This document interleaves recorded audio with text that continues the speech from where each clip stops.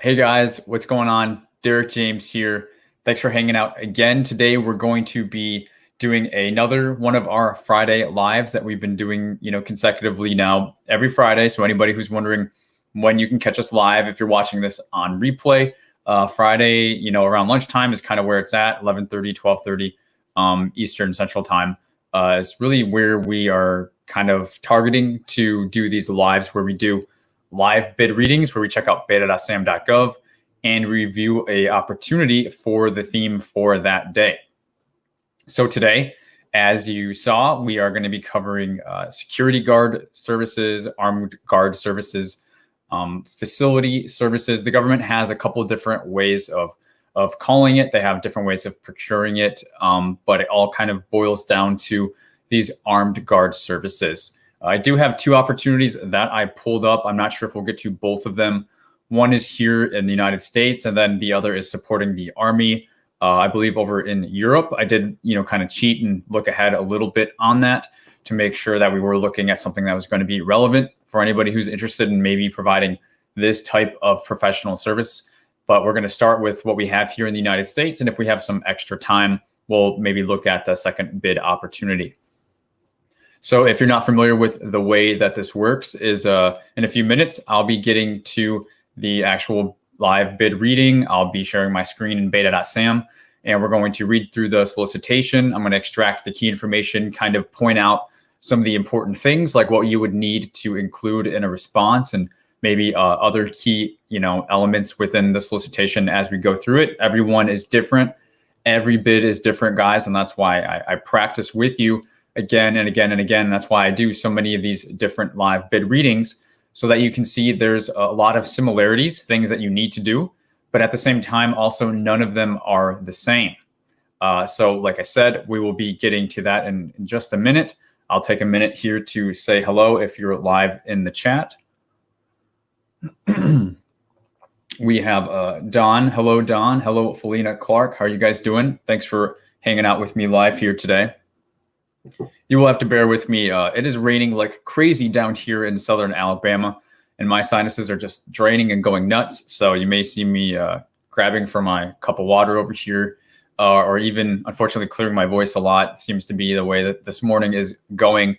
So just bear with me on that. But we are multi-streaming using this new streaming software, StreamYard, that allows me to stream on Facebook and YouTube at the same time.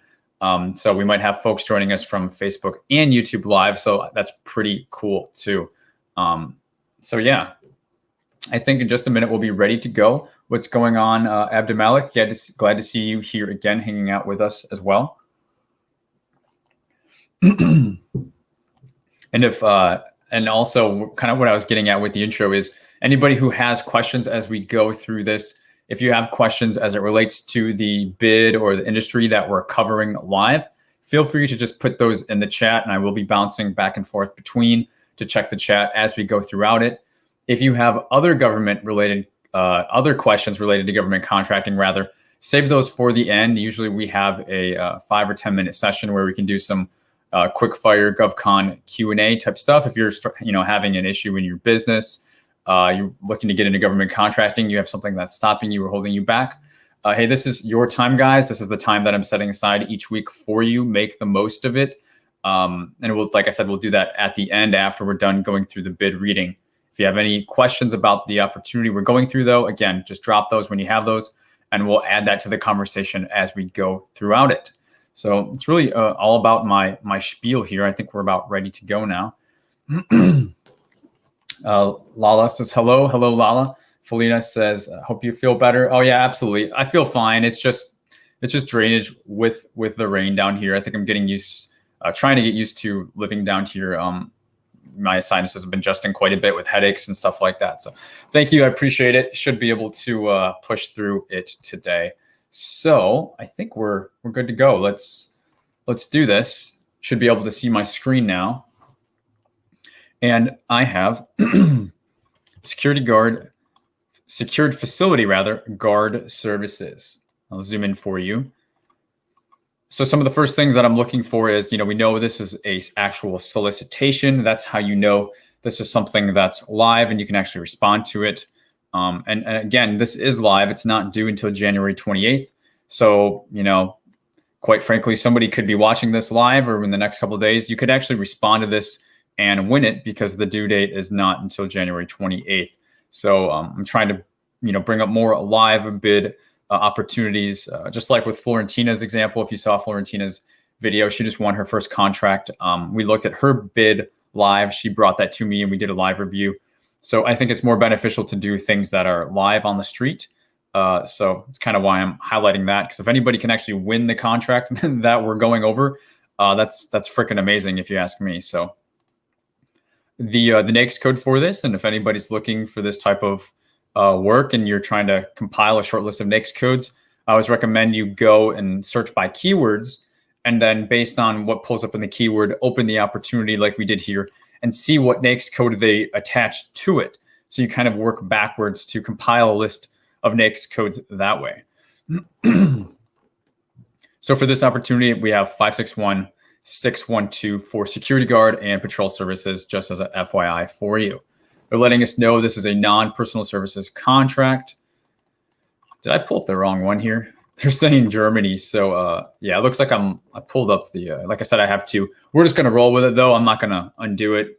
Like I said, we have two of them. So this actually is the one, multiple facilities in Germany. I meant to do the one in the US, but oh well. I'll try and go through this one quicker and then we can get to the US one too. It's still the US though. You see it's the United States Army. So it's good for you guys to know. Wherever we have a base or an embassy, OCONUS, which is outside the continental United States, we also have a need for goods and services. The US does. So it doesn't have to be within the country of the United States. It can be where we have a presence. And here they're talking about Europe, specifically Germany, and they're calling for this Wiesbaden, a dagger complex in Darmstadt. I didn't take one class of German, so I have no idea how to pronounce these words. And the European Technical Center in Mainz-Kassel. I feel so funny reading these German words, but I don't think I'm doing too bad of a job at it. So that's kind of what we're looking at this in terms of location. Let's see what we have going on for our attachments. We have a number of attachments. I will go through this quickly, guys. I'll try to get the main information so that we can get to the other one. But we have a pricing matrix, so this might be good to look at. We have a past performance questionnaire. I'll spend a minute on that because these are things that apply to all of us. Looks like they've got a number of amendments, though. They do have a Q&A that they posted and some more amendments. So I won't open up all these documents, but we'll start with a solicitation document and see what we're working with. So we have our SF 1449 form. You guys, if you've been following, if this is your second, third, fourth, fifth time you're watching one of these lives, we see this, quite often. And, you fill this form out on the first page. It's not too difficult. And then we find ourselves here with a pricing CLIN for security services. Looks like they're doing a phase-in of 2 months into the contract. So they're allowing you to ramp up and phase in. It's probably a existing contract already. There's probably an incumbent contractor if they are doing some sort of phase-in like this. Next, they're allowing you to price for a project manager, somebody who's fully dedicated just to this contract. And that looks like it's CLIN 2. CLIN 3 is where they're actually asking for the security guard services themselves in accordance with the PWS here. So we have the guard services, we have a PM, and then we have a phase-in. 3 different prices, 3 different things, all related to this same contract. I sort of skipped over this, but I want to let you know that this is here too. They're saying the guaranteed minimum is $20,000, and the contract shall not exceed 38 million. So that's a hell of a range. I don't know how helpful something like that actually is to be that wide. We'll see if we can get any other details to help us out with that. That looks like it's it. Yep, that looks like it's it for those pricing CLINs. So again, just those 3 pricing CLINs. You have to put your price here for each of these. Again, they're talking about the min and the max, 20,000 and 38 million. So Yeah, that's not super helpful, is it? They're telling us the minimum quantity and order value for the given task, order, and delivery for this CLIN shall not be less than the minimum and shall not be more than the maximum. Go figure. What else they got? So it's unclear to me if they want you to put in these blank spaces, a minimum and a maximum. They may want you to do that for each CLIN, since they did leave them blank and they're kind of giving you these as boundary numbers. But I would want more clarification from contracting on this. This is not something we see very often at all. It could go that way, or it could be one of those things that you just kind of leave blank and assume they're talking about these numbers. You know, like nobody knows, guys. Nobody knows what contracting is thinking. I've seen thousands of these things by now. I still haven't seen everything. So it's like, sometimes you just have to rely on the old, Q&A, question and answer. And we did see that they posted answers to questions. So that's one of the documents we will check out. And maybe they provided some clarification on that. I don't know. We do have a pricing worksheet, though, to look at as well. So we'll see what that says. Here we're getting to this delivery information section. This is information where you can find the POP, the period of performance. They're telling us 28 Jan, which, we learned from Florentina's story, like, hey, they awarded the contract after the contract was supposed to start. It's backwards. The response date for this is also January 28th. And they're saying the period of performance on this is January 28th. So that's obviously going to be kicked back. It's just not going to be realistic. But they are giving you the name of probably who the core is going to be. And that's this Mr. Jim Lynch. And they do give an address and a phone number for him. Just a bit of a heads up. This is all standard, straightforward stuff that we would typically see, especially with a SF1449 layout. So we have our telecom reps inserts. We have this instruction to offer for commercial items. And I always say instruction to offers is one of the primary places you want to go to extract that key information. But sometimes they'll kind of give you two of these. And I haven't looked at this ahead of time, so we'll have to see. But sometimes they give you like this blanket statement instruction to offers. And it's just like 1, 2, 3, solicitation number, the time specified, the name and address. This isn't truly what they're basing your submission off of. It's something that they are incorporating by some clause. But if you keep scrolling down here, we can see instructions for written submittals. This is actually the instructions that we're looking for. Like I said, I haven't looked at this, but I know, they bolded this for a reason. This is the information we're going to need to respond to this type of solicitation. We're talking about the delivery of proposals. Fill out the SF1449. All proposals shall be valid for 180 days. Guys, when you make out your solicitation responses, you're supposed to put a number of days that your response is valid for, because prices do change over time. They're asking for 180 days, which is quite long. That's half of a year. It's typically a 90-day window that the government asks for, so a few months. What else? We're not really finding too much good stuff just yet. Questions. So now we're getting to detailed proposal instructions. So this is what we're looking for. This is the key information you would be looking to extract from this.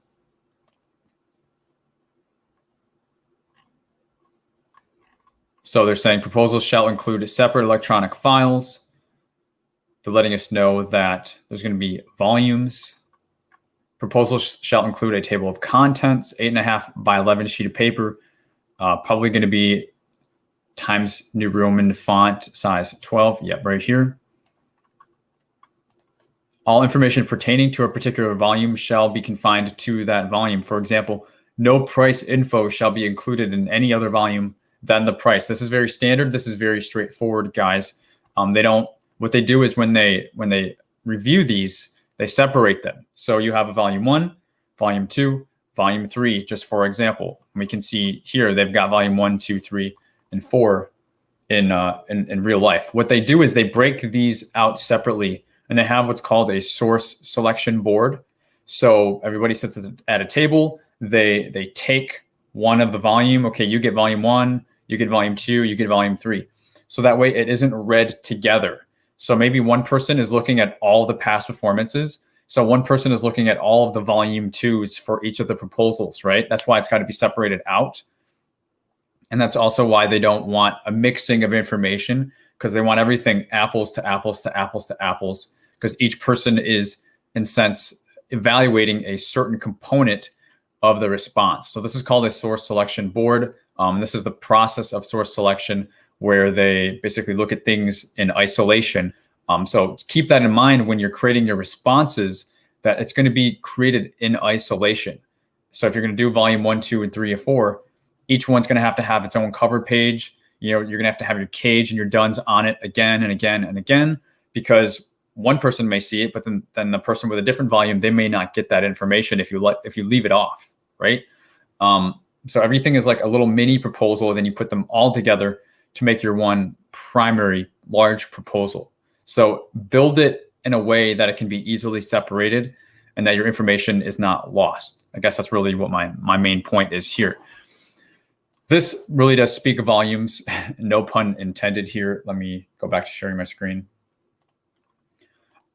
No pun intended, this really does speak volumes. They're giving us a bit of a structure. They want the signed SF 1449 form. They want a technical response. They want a past performance response. They want pricing. So if you're doing a quick bid, no bid on this, you know that you don't have like security guard or armed guard services in this type of industry. You don't have past performance for those services.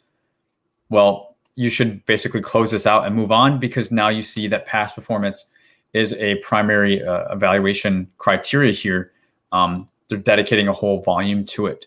And if that's just going to be blank, you can probably get a neutral rating if you don't have anything. That's what they're supposed to do. They're supposed to give you a neutral rating if you have no past performance. But it's something that I'm just making an example of. You can see here everything they're asking for. If you can't provide this, then don't waste your time reading this any longer. When you see these nice structures that they give you, these nice layouts, it makes that information very, very evident for you to see. You don't have to do a whole lot of reading to find that. I'm sure they're going to go into details, though, about each of these, and that's what I want to look for next. For example, what do they want to see in a technical? What do they want to see in past performance? Tell me more specifically. So here's the proposal contents. They've lined that up very nice for me. And we should make note here. They are saying top secret clearance. Offers who fail to hold top secret clearance will not be responsive and therefore will not be considered for award. It's another thing you need to watch out for, guys. Watch out for needing any sort of clearance. If you do not have it, you're not allowed to bid on this. It's almost like having another set aside. If it's 8A set aside and you're not 8A, you can't respond to it. That's how these clearances work too. If you don't have it, then you just cannot respond to it. So volume 1, they're calling the general documents here. So the SF 1449, fill out the boxes, blocks A, 8, 15A, 15B, 15C. We've covered this quite often. Volume 2, this is more interesting to me. I get so many questions. I hear so many questions about writing proposals. How do I do a response? This is it, guys. I know that I don't go live and write full-on responses. And I might do some sort of proposal training series coming up. I've been thinking about doing that. But this is half the battle. Come in and to the instruction to offer a section. Find volume 1, find volume 2. Look at the specific stuff that they're asking for. Use that for your outline. That's how you're going to respond to this. Use this as your outline and then respond to each of these areas, each of these bullets that they're giving you. That's how you put together a proposal. That's how you put together a response. And that's why there's no, boilerplate outline or boilerplate bid template. Otherwise, I would have made one for you. That exists, that's going to work. Because if you don't know how to read these, you have zero chances, zero snowballs chances in hell at responding properly if you don't know how to find this information and read it.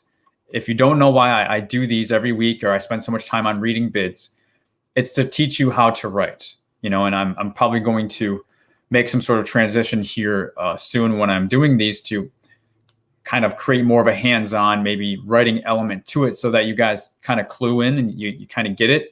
But I'm doing this to show you how to write. This isn't just reading because I like to hear myself talk. This isn't just reading because I love reading these things. I have a lot better other things to do with my time.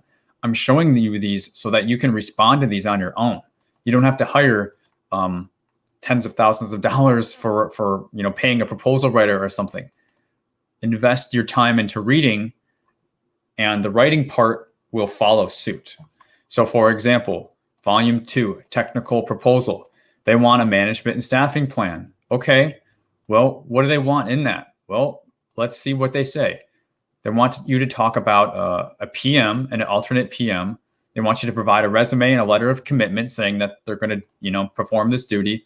They want you to provide a narrative of how the PM is going to meet the requirements of the statements of work. So how are they going to ensure these security guard services are being, adhered to and performed in the way the government wants them to? You got to write to that a little bit. Provide documentation illustrating that you have the secret clearance, or is this the clearance for, I don't know. They're not saying if it's a clearance for your facility or for the actual PM. My guess is it's for the actual PM, since it's underneath the PM section. Next, security guards. Provide in a format how the operators and roving guards meet the requirements. So how is your security guards going to meet the requirements of this? They want you to write about that. And then next, and it looks like lastly, provide a comprehensive staffing plan, including all the management positions, to successfully execute the requirements, again, in the statement of work. How are you going to do what the government's asking you to do? They want you to write to it and explain to them. And they're saying provide a minimum numbers and qualifications of personnel, a recruitment and retention of a workforce. So how are you going to recruit and retain security guards with the appropriate clearances in a, again, OCONUS environment, outside the continental United States environment? How are you going to basically attract, recruit, and retain those people? So you don't know how to write a proposal. You do know how to read. I'm sure most of you know how to read.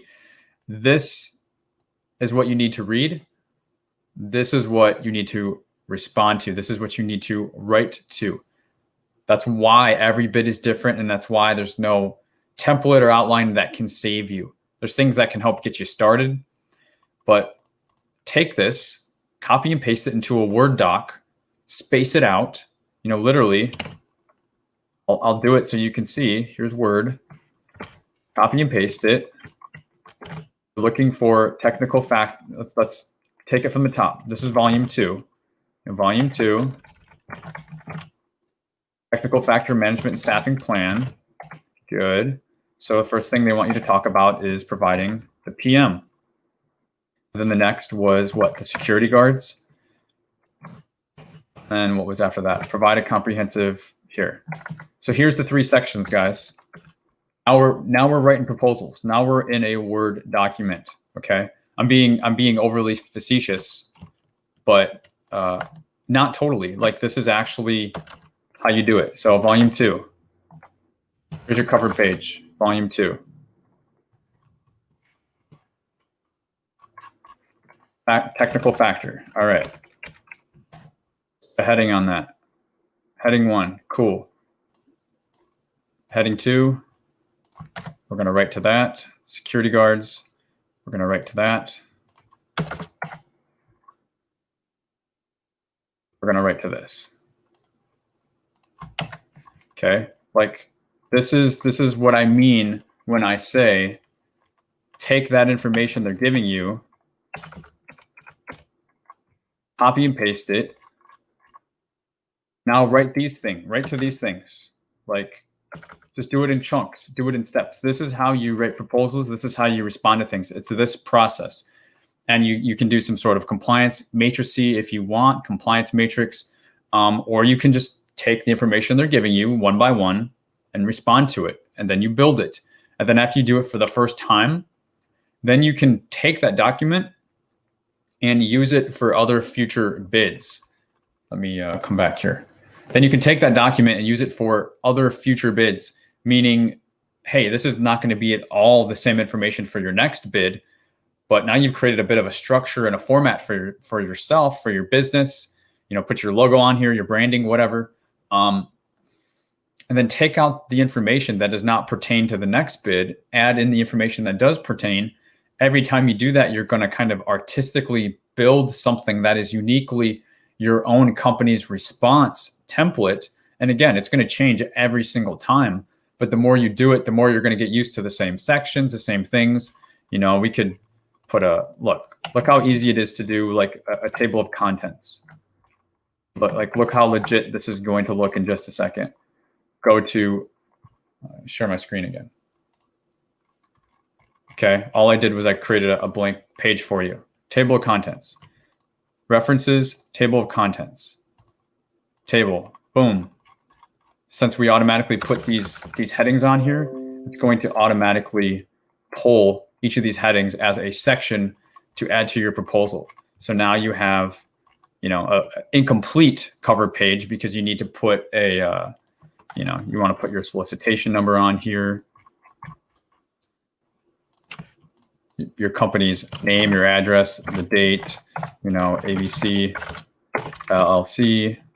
You want to put that, your cage, your DUNS, that information on this. This is guys, this is how you do it, okay? And I'm on a super mega soapbox, just like anybody who knows me knows that I pretty much live on soapboxes, but it's because I get super passionate about certain things. And this is something that I'm going to be addressing in the future. And I'm going to be basically stepping into this a little bit more because I know people really do need help with this. And I think a lot of folks are just not cluing in when I'm reading through these solicitations, what you need to, being able to see what you need to do to respond with. So now you can actually see it. It's not that difficult. So yeah, let me check the chat, guys. Let me get off my soapbox here and come back to you now.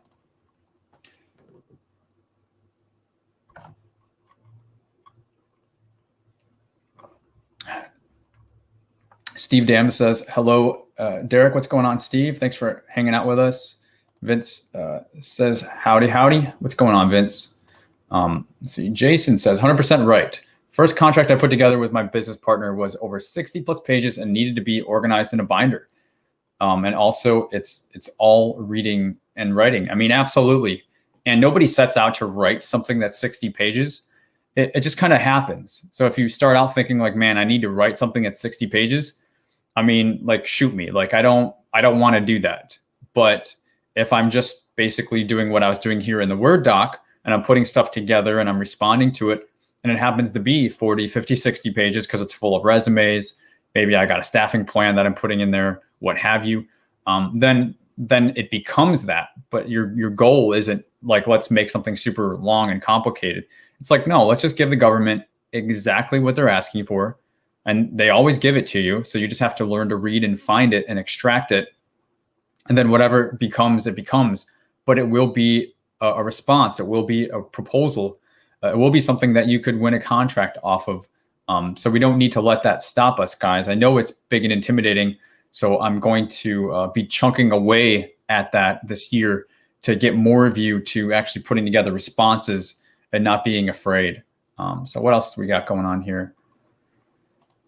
Vince says, I keep telling people that my job is reading comprehension and they're all like, WTF. 100%, Vince. You nailed it. Jason, I believe the job title for this is called Capture Management. So yeah, absolutely. On, I don't want to say larger businesses, even small businesses that have a team, basically businesses that have more than, one employee that are in government contracting.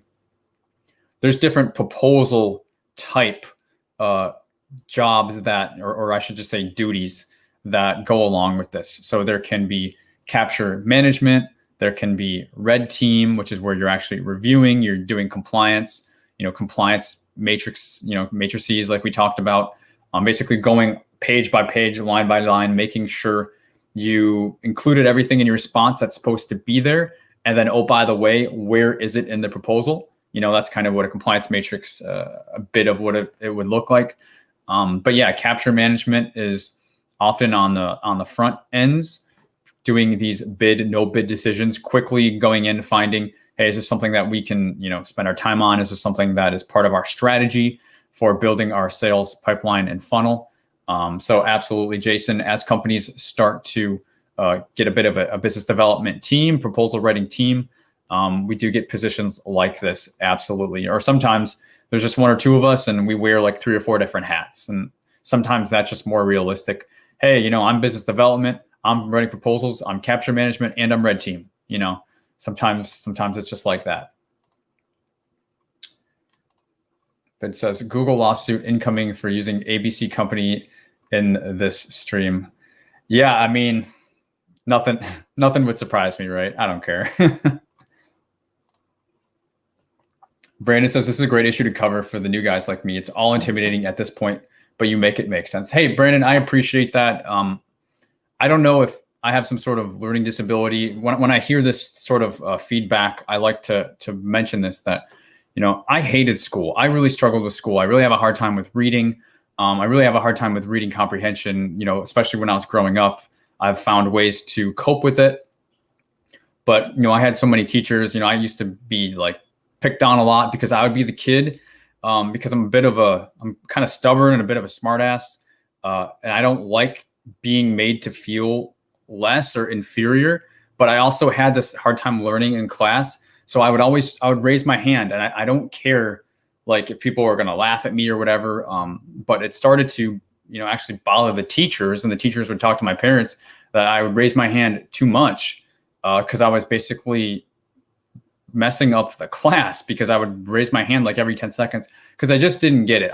The way the learning environment worked, it was really a problem for me. So once I pivoted, long story short, to, being in a bit of a, consulting and coaching and teaching role in government contracting, for the company that I worked for, I trained a number of onboarded new business development people. And with what I'm doing right now, I really try to break things down in a way that makes sense. And it really pisses me off, especially in government contracting, when people try to make things sound more complicated than it is, because they're really just trying to keep small business owners out.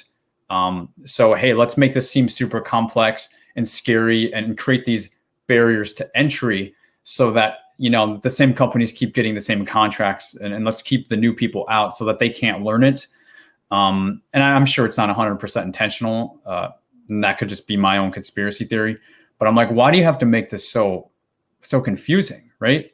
So I really go a special extra mile to make things make sense, because I'm fighting that personal fight of why the hell do things have to be so complicated when they're not? So Brandon, thank you for that.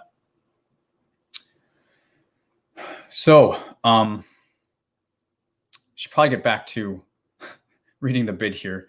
I'll try to get back to more of the chat after we spend some more time on our bid. But yeah, I guess we kind of left off on this tangent I was going on putting together, extracting information, putting together an outline, responding to it. This is what you need to do. And that's why I'm spending time on, what's going on with my screen here? Trying to get back to the bid. There we go. That's why I've spent time on these sections: instruction to offers, evaluation factors. I'm not doing it because I like to hear myself talk. I'm doing it because this is what you need to know. This is, it's not the only thing that's important. FAR clauses are important. The performance at work statement is extremely important. But when we're looking at this with a mindset of responding to it, this is what matters right now. Next, past performance, volume 3. So we have volume 2 right here. Okay. Volume 3, past performance.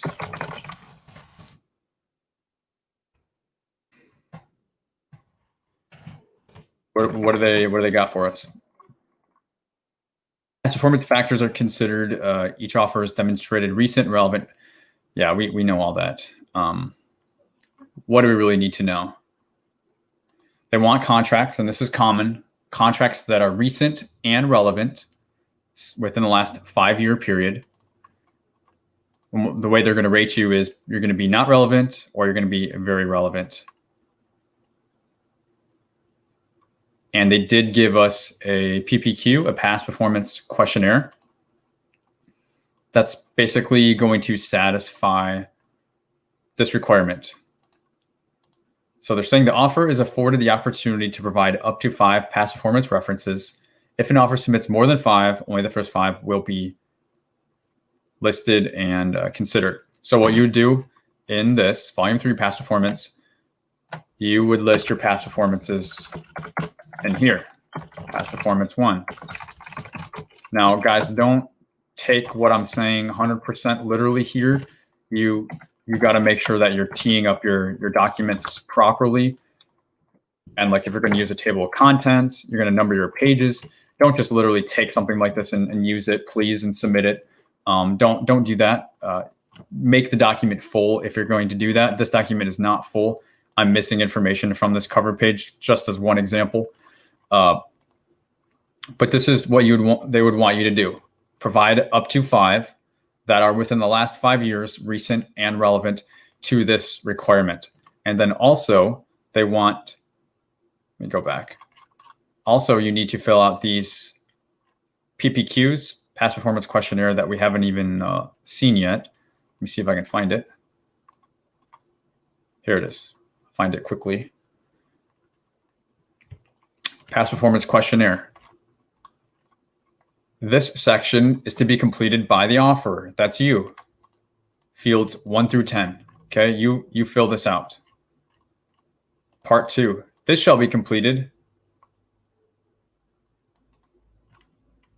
by whoever your client is. Whoever is filling this out about your company, whoever is your past performance reference, they need to fill this out, and they need to email it to both Stephanie and Luke. So they can't send it to you. If they send it to you, it's going to be a conflict of interest, because if you get to do your own report card, you're going to go in and give yourself an A+ for everything. So no, you have somebody go in and do your report card for you, and then email that directly to contracting. That's how you treat a past performance questionnaire, and that's what this is. So this is what they're looking for coming back now for past performance. Provide them 3, 4, or 5 examples in the written volume 3 in our Word doc here, but also have your references fill out the PPQ and send that directly to contracting, not to you. And that will satisfy the requirement for that part of the solicitation response. So I'm going to basically pick up the pace a little bit now. I'm not going to go through the whole thing, guys. I think we're touching on really good stuff already, so I don't need to go much further in it. They have a price matrix guard, they're saying, basically a pricing worksheet. So they're allowing you to price for your PM, and then they're allowing you to price for your security guard services. And we didn't get to it, but they're saying this is for probably going to be one base year and 4 option years. So this is a 5-year contract. And in the next tab, it looks like they're doing it monthly. So what would your cost be monthly? So you would fill this out. This is your pricing worksheet. You fill this out.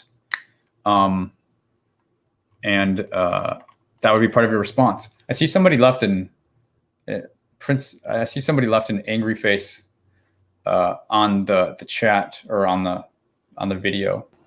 Not sure why. If somebody's angry with something I said or I did, just let me know. I'm not sure why you would leave an angry face. Sorry if I angered you. But yeah, okay. And then we have the questions and answers.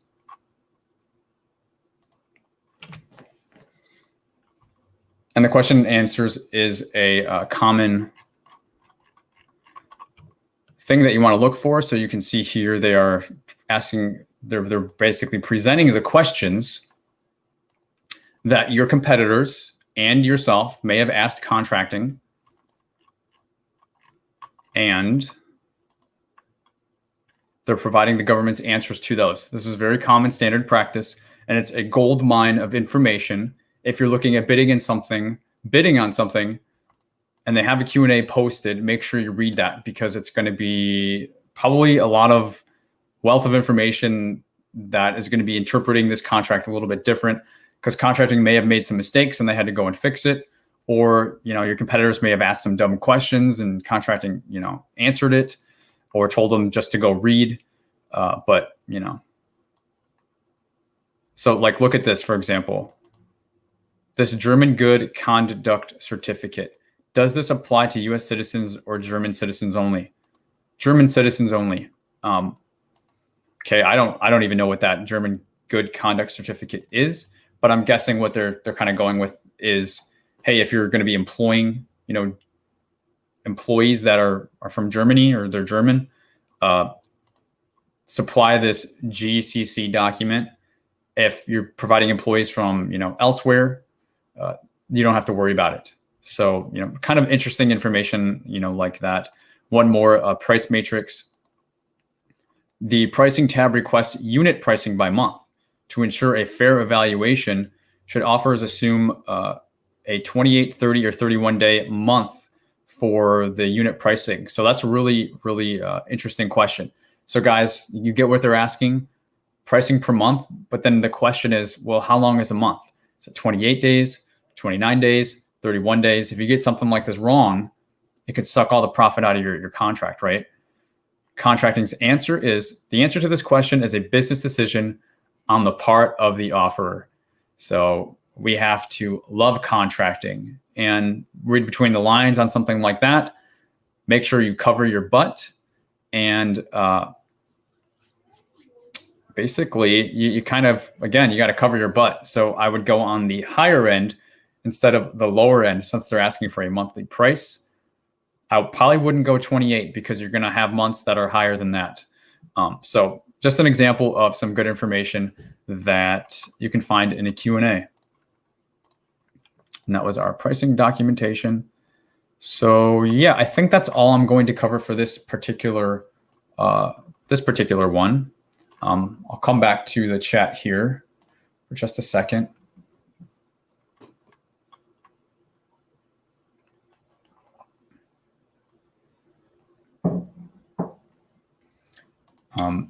Steve says, Derek, I know it's not the topic now, but my DUNS keeps being denied. I don't know what to do now. Steve, who is denying it? If it is the Federal Service Desk, or if it's sam.gov that's denying it, you should contact the Federal Service Desk. Let me know if you've done that, or let me know if it's somebody else who is denying your DUNS number. Usually a DUNS number is very easy to get. It's actually, I believe, going away in February. So after February, you're not even going to be using DUNS numbers. If you register in SAM for the first time at some date in February, there's going to be a new unique identifying number that happens within SAM, and you won't even be going to DUNS. So, worst case scenario, know that is coming up. If it's really causing you a huge headache, in less than a month, you're probably not even going to need it. But yeah, let me know what else we have here. Jason says, is it possible to achieve 8A without having had won any contracts? Jason, in a nutshell, you have to show cash flows and tax returns for 2 years. You need that as a minimum to get the 8A. So whether you do that through contracts or not is up to you.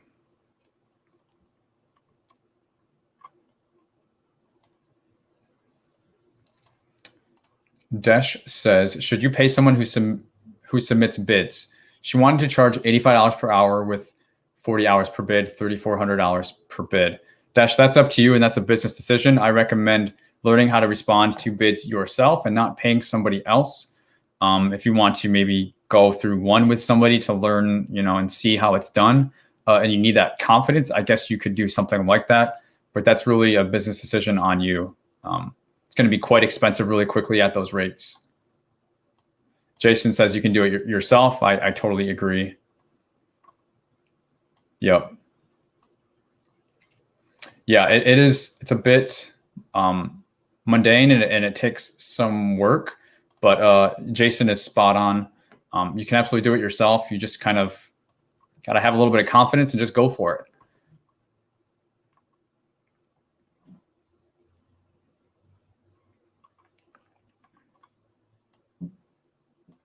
Jason says the likelihood of you winning a bid proposed by someone else is unlikely. Yep. So you guys, I love that you're talking to each other in the chat, helping each other out. I'm not going to, respond to all those because I'm not going to open up your conversation. So, thanks for helping each other out. That's cool.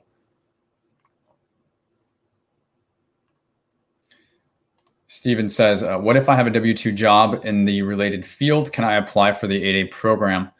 Not sure what you mean. If you've got a job in a related field, can I apply for the 8A program? So to apply for the 8A, Stephen, you have to have a business first. Well, like I said, that business, must be in business for 2 years, have cash flow and tax returns. So you're not going to be able to use your W-2 job. You're going to have an LLC or something like that. That's an actual business with its own TIN number, registered with the IRS, all that stuff for that period of time. Taxes, cash flow, all that. So no, you can't just use what you're using from your W-2 job. You could use that as maybe some past performance, but not as a way to get into the program. Brandon says, Derek, is there still space for PPE on the micro level or any level I have access to US made products?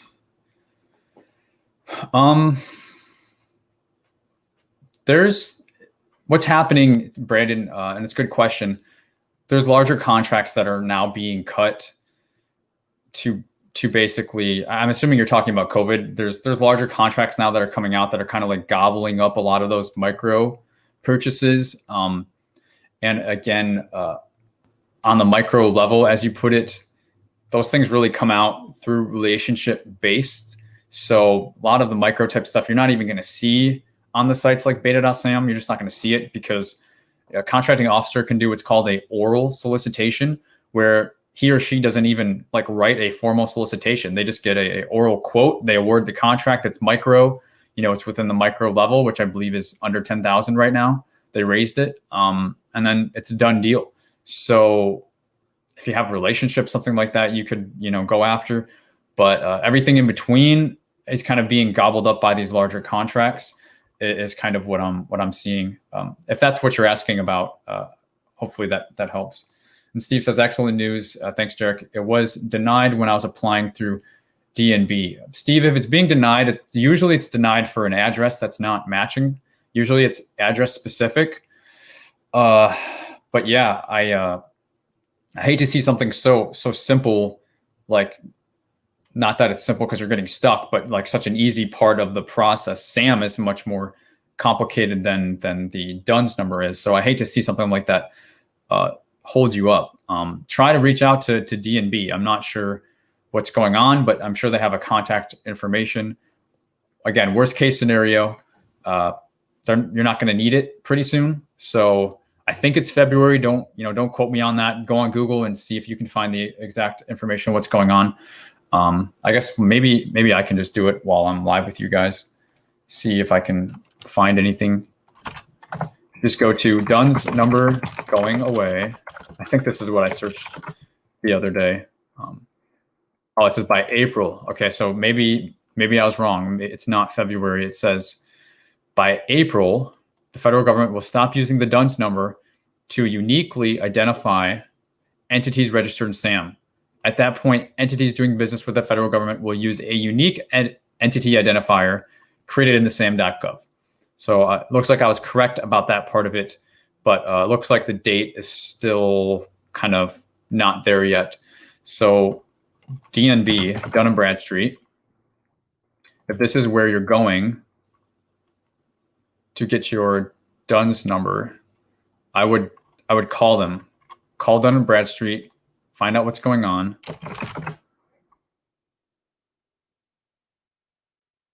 I don't know if they have a different phone number or not. It looks like the website changed, but it looks like it's still the same place.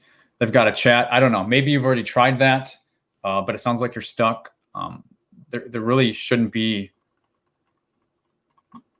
any way that you're getting stuck, it's just got to be some sort of mismatch, man. So sorry, I can't be more helpful on that. Looks like it's going to be April instead of February.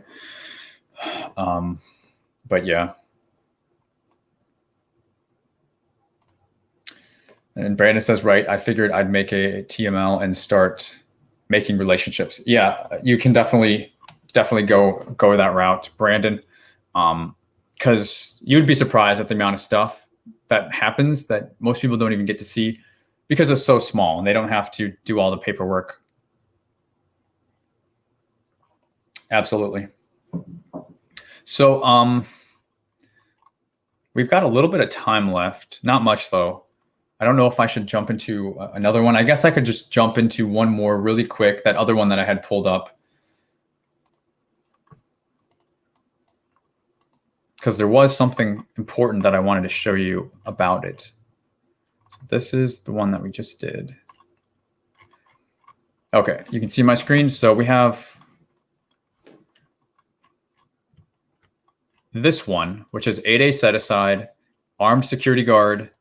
It's Amendment 3, but it's still a solicitation. This is due January 25th. So in 3 days, so it's still live. This is Amendment 3. I'm not going to read it right now. I just want to quickly go through some of these documents. And there was really one main thing that I think I wanted to show you on this one. I think this is the solicitation document. Okay, yep. So guys, this is what I wanted to show you. This is a different form. It still like kind of looks like a SF 1449. You see there's still the boxes and stuff that you fill out. Different form. This is for the Department of Transportation. And it's for the, what's the agency?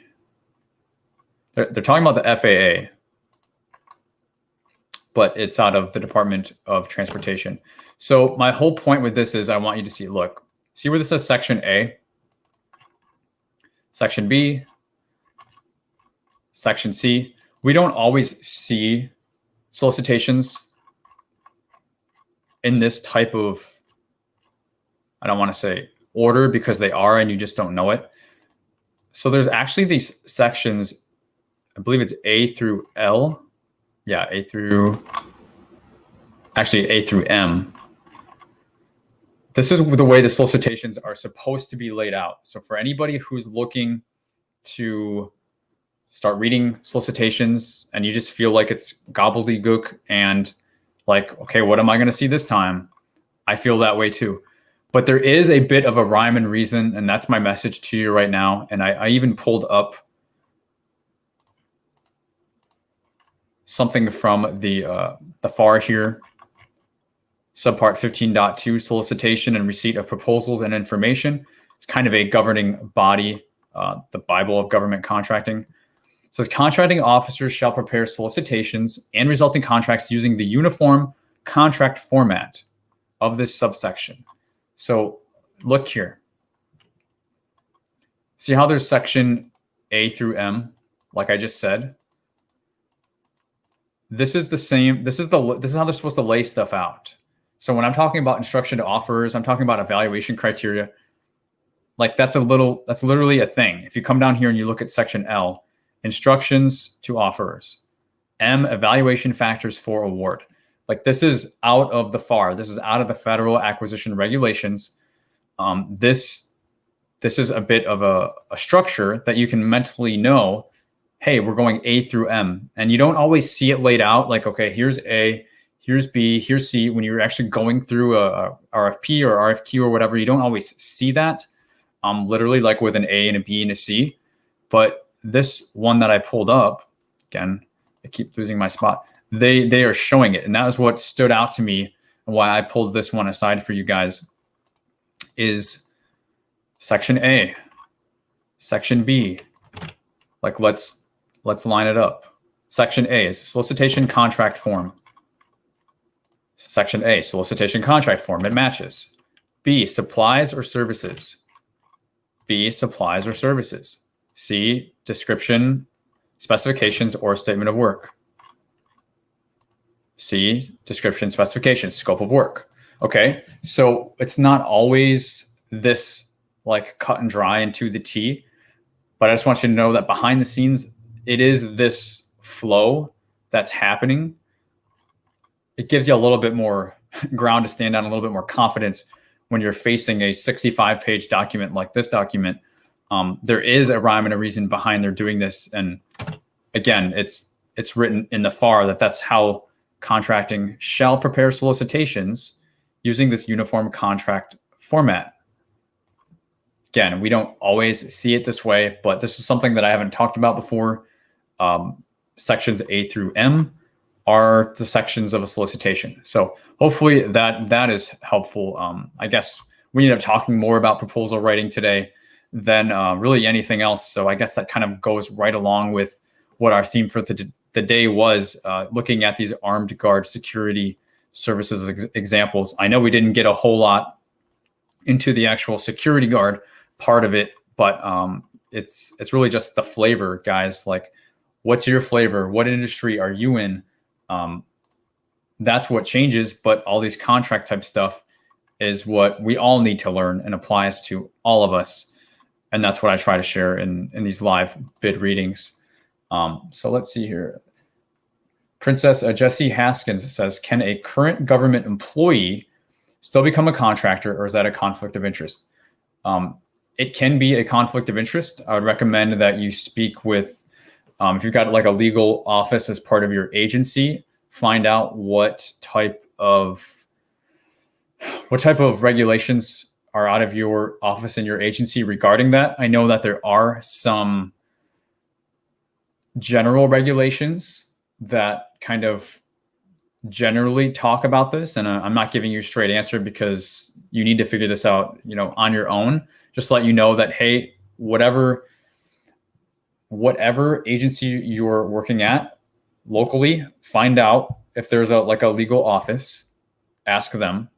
I've gotten this question a lot of times. I know that there are people who do have that work for the government, the federal government, and they do have a government contracting business. Part of it is that you just can't bid on requirements that are out of your own office. And that's where the conflict of interest comes in. But if it's something else unrelated to you, there is no organizational conflict of interest. But other times, the specific agency will write in things specific that will override the general stuff that I'm talking about. And that's what you need to know and look into in case there's something that's overriding specific about your agency. They might just say, no, you can't do it at all. That's the part that I don't know, that I would recommend that you check out. But just to give you hope, I know that there are a lot of people that are doing it. So I think it's all about the devil being in the details. I encourage you to look into it more locally. And I think you probably have a good chance at finding a way to make it work for you. It's pretty much the best answer that I could give you on that.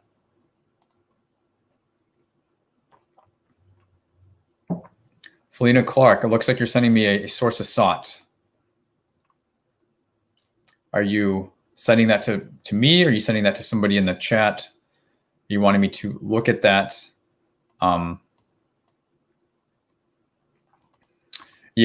Natasha, you probably put it better than I did.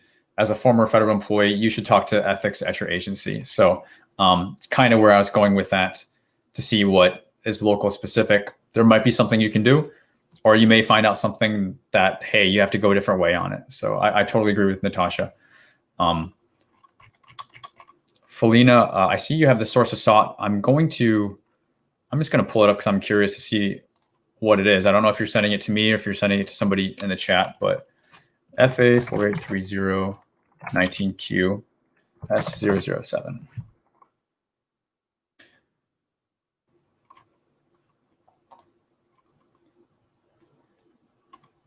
So this was, Felina, it looks like this is an aircraft latrine source of sought.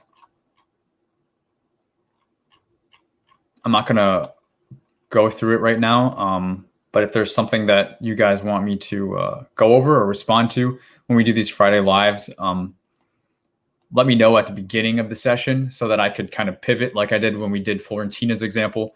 I scrapped what I was looking at so that I could focus on hers. If you're wanting to do something like that, just let me know at the beginning of the session, because there's not much I can do now that we're at the end of the session. All in Creole says, can you have a business in IT and you're bidding on construction solicitation? You can.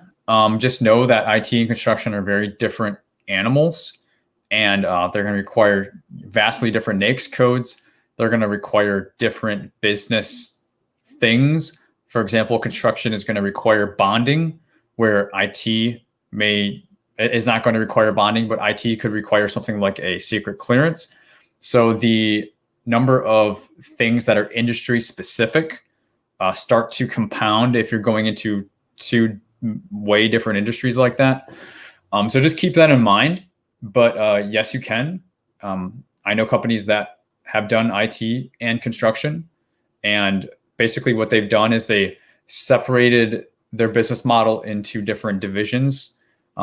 Those of you who followed me may know I talk about umbrellas and things like that in terms of breaking your company down into different divisions and different areas.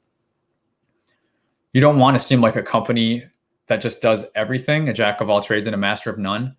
You want to basically create separation and say, hey, we have a construction division over here and we have IT over here. If you do it that way, usually you don't really get too much, pushback on it. Again, you're going to have to know the intricacies and the requirements for each of the vastly different fields, but you can do it. You can do it. I would caution you. I see that as a strategy, as a growth strategy, instead of a starting out strategy, starting out going after multiple things. I would start out going after one thing, get really good at it and branch into other things if you want to. But I'm not sure the context behind the question. So in short, yes, you can do it. But those are my thoughts about that. So guys, I think we're close to wrapping it up here. It's been about an hour, and I feel good about today. We hammered on a little bit of proposal response type stuff.